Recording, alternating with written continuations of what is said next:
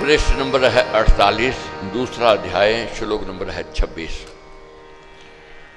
आत्मा का सत्य, सनातन, नित्य और अमृत स्वरूप समझाने के पश्चात महाराज ने कहा, हे विशाल बुद्ध, यदि इस आत्मा को नित्य सदा जन्म लेने वाला और सदा मरने वाला तू मानता है, प्रकृति का विकार ही समझता है, तो भी तू इस प्रकार शोक करने योग्य नहीं है। अब हमारे जैसे विवेक वालों की बात कह दी प्रभु ने, समझा दी, चलो मान भी लिया। प्रभु कहते हैं तू आत्मा और देह को नहीं पृथक मानता, समझता है, तो मगर तेरे को शरीर के जाने से इतना शोक नहीं करना चाहिए, किसी के जाने से शोक नहीं करना चाहिए। जन्म लेने वाला और सदा मरने वाला तू मानता है, प्रकृति और विकार ही समझता है, तो भी इस प्रकार शोक करने योग्य नहीं है। क्यों? आत्मा की प्रकृति से पृथक ना होना मानकर भी तुझे शोक करना उचित नहीं है। निश्चय से बने हुए जन्मे हुए की मृत्यु है, और मरे हुए के निश्चय से जन्म है, उत्पत्ति लय है, कारण कार्य भाव है, और बनना बिगड़ना तो विकारी जगत में निश्चय ही है। इसलिए सदा जन्म मरण रूप अनिवार्य विषय में भी तुझे शोक नहीं करना चाहिए। आत्मा की प्रकृति से पृथक स्वतंत्र सत्ता ना मानकर भी सदा बनने बिगड़ने वाले के जीवन मरण की चिंता करनी तुझे उचित नहीं है, क्योंकि ये भी तेरे वश की बात नहीं है। नया पुरानापन, उत्पत्ति लय होकर न रहना आदि कार्य जगत का स्वभाव है और ये अनिवार्य है। अब ये समझाया है कि जो बना है उसका अंत निश्चित है। अब कभी भी देखो, कितना बढ़िया भवन बना लो, कितना उसमें लोहा लगा लो, कितना बढ़िया सीमेंट कंक्रीट लगा लो, एक दिन उसका अंत निश्चित है। कोई बढ़िया से बढ़िया वस्तु बना लो, उसका अंत निश्चित है। जो बना है उसका अंत निश्चित है, जाएगा। इसी प्रकार ये जानना है, अगर ये शरीर बना है तो इसने जाना ही जाना है, ये सदा रहने वाला नहीं है। आत्मा की प्रकृति से पृथक स्वतंत्र सत्ता ना मानकर भी सदा बनने बिगड़ने वाले के जीवन मरण की चिंता करनी तुझे उचित नहीं है, क्योंकि ये भी तेरे वश की बात नहीं है। नया पुरानापन, उत्पत्ति लय होकर न रहना आदि कार्य जगत का स्वभाव है और अनिवार्य है। तब ऐसा मानकर भी चिंता करना व्यर्थ है।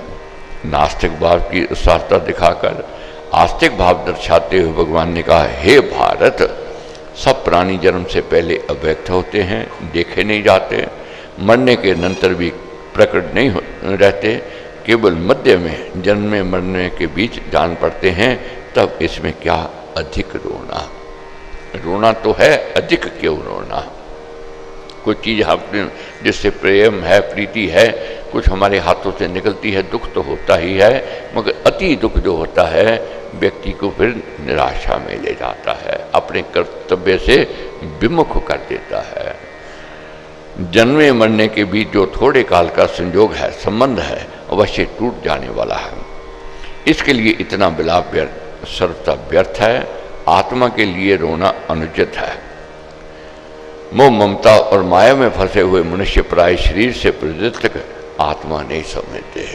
ये मोह ममता है, इस कारण हम लोग आत्मा को पहचान नहीं पा रहे हैं, आत्मा से दूरी किए हुए हैं, शरीर को ही सब कुछ मान रहे हैं। वे देह में ही सर्वस्व मान बैठते हैं, उनमें सदा देहवाद की कथा चलती रहती है। अब कभी भी देखो, आत्माओं की को बात करने वाले हैं, उत्तर मिलेगा नहीं। हम शरीर की बात करेंगे, उसका शरीर ऐसा है, उसका शरीर ऐसा है, वह देखने में ऐसा है, मगर विद्वान लोग क्या कहेंगे? वह आत्मा शुद्ध है, आत्मा पवित्र है, नेक है, ये ऐसी बात करेंगे। ये बिरले चंद लोग मिलते हैं। इसलिए अधिकतर लोग देह को ही सब कुछ मान लेते हैं। ऐसा विवेकी कोई ही होता है जो इस आत्मा को आश्चर्य रूप जानता है। ऐसे ही दूसरा भी कोई भी इस आत्मा को आश्चर्य रूप वर्णन करता है। इसको जानने वाला भी बिरला है और इसका वर्णन करने वाला भी बिरला है। ये कठिन विषय है, आसान नहीं है, मुश्किल विषय है। अन्य भी कोई ही होता है जो इस आत्मा को आश्चर्य रूप सुनता है, और कोई ऐसा मंदभाग्य भी होता है इसको सुनकर भी नहीं जानता है। हमने मंदभाग्य वाले नहीं बनने हैं।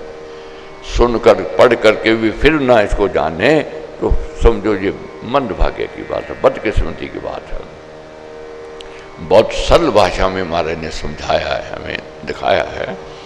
जन्म जन्मांतरों से जो प्राणी इंद्रियों में, शरीर में, प्राणों में, मन में तथा बुद्धि में ही आत्म भावना करते आए हैं, उनमें कोई पुण्यवान ही अद्भुत आत्म तत्व को जानता है।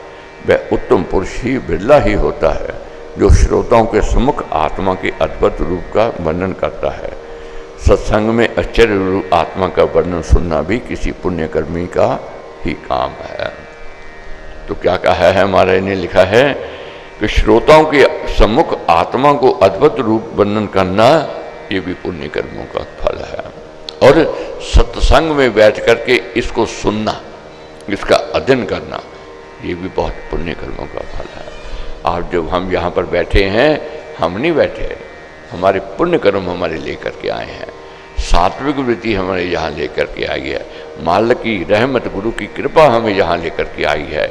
इतना कठिन विषय है, फिर भी आलस्य निद्रा को त्याग करके प्रातःकाल इतनी संख्या में आना, ये बहुत भाग्य की बात है, बहुत उत्तम बात कही जा सकती है। हे अर्जुन, ये देहधारी आत्मा सब देह में, सब शरीरों में नित्य अवध्य है। ये किसी भी शरीर में रहता हुआ किसी से मारे नहीं मरता, इसलिए सब जीवों को की भी चिंता करना तुझे उचित नहीं है। यहाँ उपस्थित दोनों दलों के मनुष्यों का आत्मा ही क्या, शरीरधारी मात्र की का आत्मा अमृत है और सदा अविनाशी है। इस प्रकार आत्मा की अमर सत्ता को देह से भिन्न दर्शाकर और कर्तव्य कर्म में मोह ममता में पढ़कर शोक करना अनुचित बताकर महाराज ने अर्जुन को क्षत्रिय धर्म की दृष्टि से कहा, स्वयं धर्म को, अपने क्षत्रिय कर्तव्य कर्म को देखकर भी तुझे कांपना उचित नहीं है। रक्षा का कर्तव्य धारण करने वाले क्षत्रिय को अधीर हो जाना, भय खाकर भागना, कांपना और शोक करना अनुचित ही है। निश्चय से ये धार्मिक युद्ध है। धार्मिक युद्ध से भिन्न दूसरा कोई कर्म क्षत्रिय के लिए कल्याणकारी नहीं होता है। शूरवीर क्षत्रियों का कल्याण धर्म में युद्ध से ही हो जाता है।